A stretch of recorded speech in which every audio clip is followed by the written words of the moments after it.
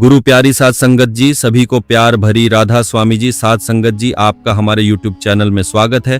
Comment में राधा स्वामी लिखिए जी। बाबा जी अक्सर अपने सत्संग में कहते हैं कि नाम की कमाई करो, शब्द की कमाई करो। ये परमात्मा का आत्मा को याद दिलाने का एक निराला ढंग है कि उसका असली घर इस संसार में नहीं बल्कि प्रकाश के सागर में है, जहां से वह आई है।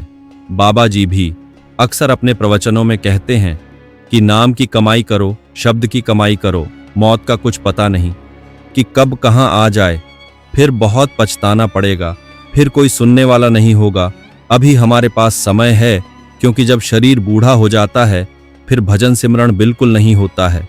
शरीर धीरे धीरे हमारा साथ छोड़ने लग जाता है और काल हम पर हमला कर देता है।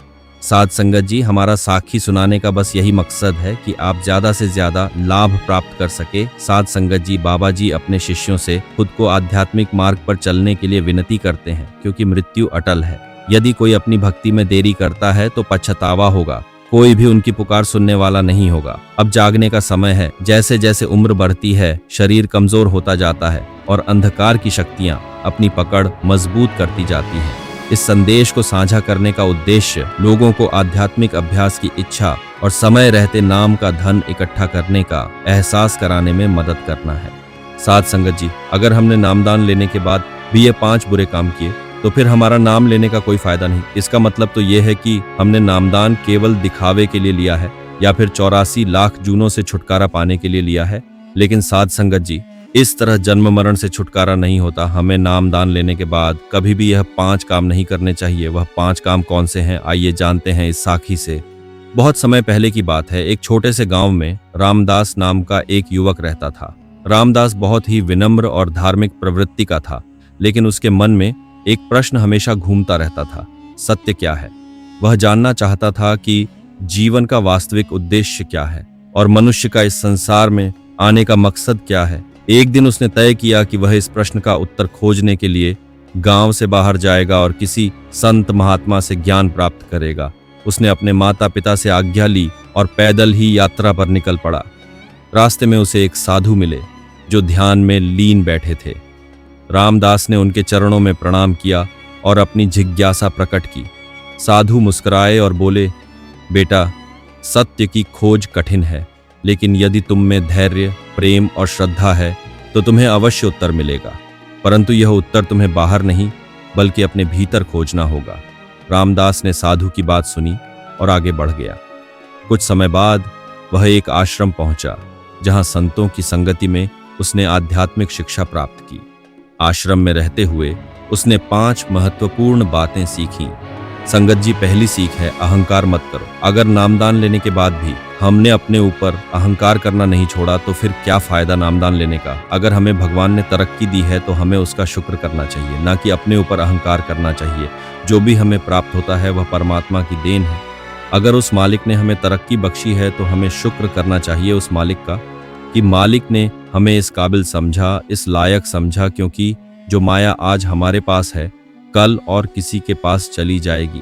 जब यह धन दौलत चली जाती है तो किसी को बताकर नहीं जाती है। यदि हमें धन, बुद्धि, सौंदर्य या शक्ति मिली है तो कभी भी इस माया का अहंकार नहीं करना चाहिए। जब भी माया आती है तो सब हमारा मान सम्मान करने लग जाते हैं, लेकिन संगत जी, जब भी यह माया जाती है तो किसी को बताकर नहीं जाती।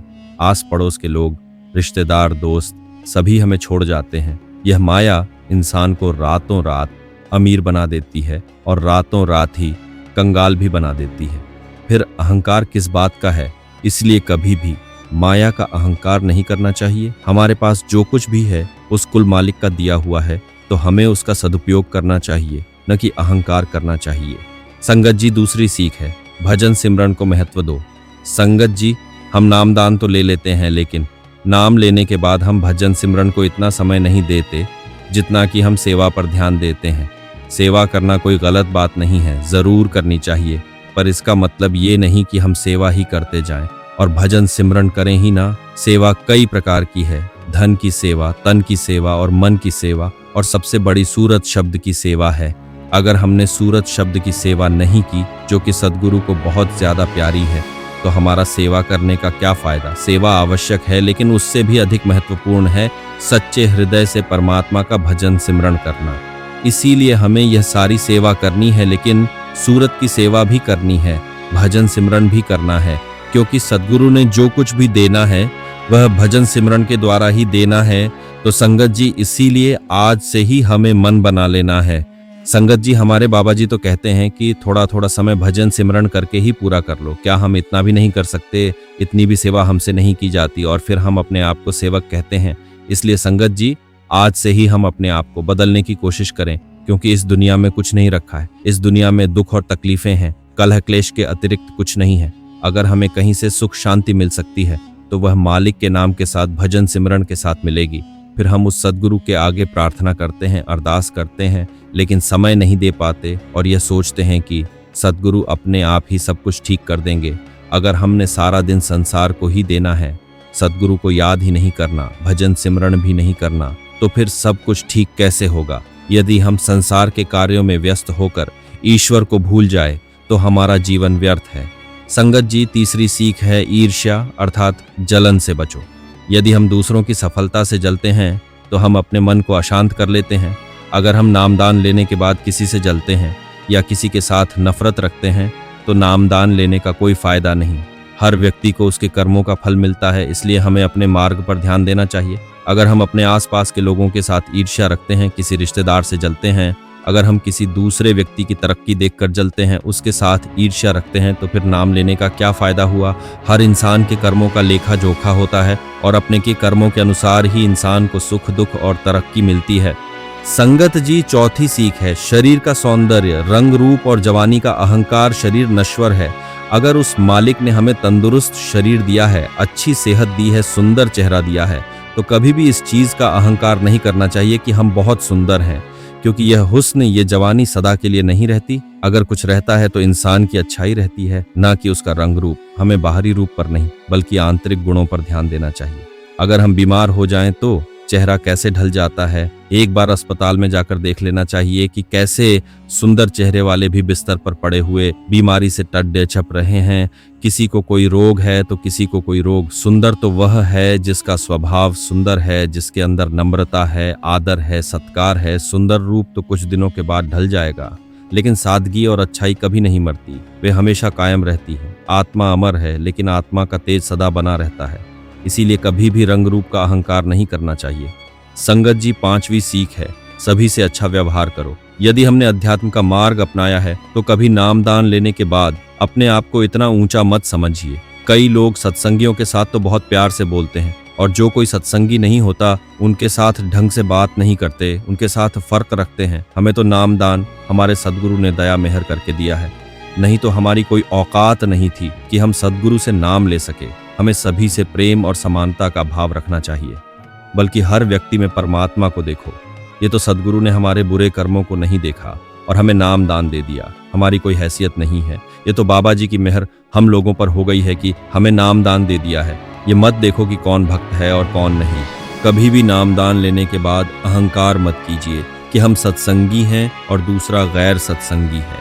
अभी तो परमात्मा को पाने का रास्ता हमारे सद्गुरु ने बताया है और अगर हम इस रास्ते पर चलेंगे तो हम उस कुल मालिक को प्राप्त कर सकेंगे अगर हमने नाम लिया है। लेकिन भजन बंदगी नहीं की तो फिर नाम लेने का कोई फायदा नहीं। इसलिए संगत जी, हमें चाहिए कि भजन सिमरन को ज्यादा से ज्यादा समय दें।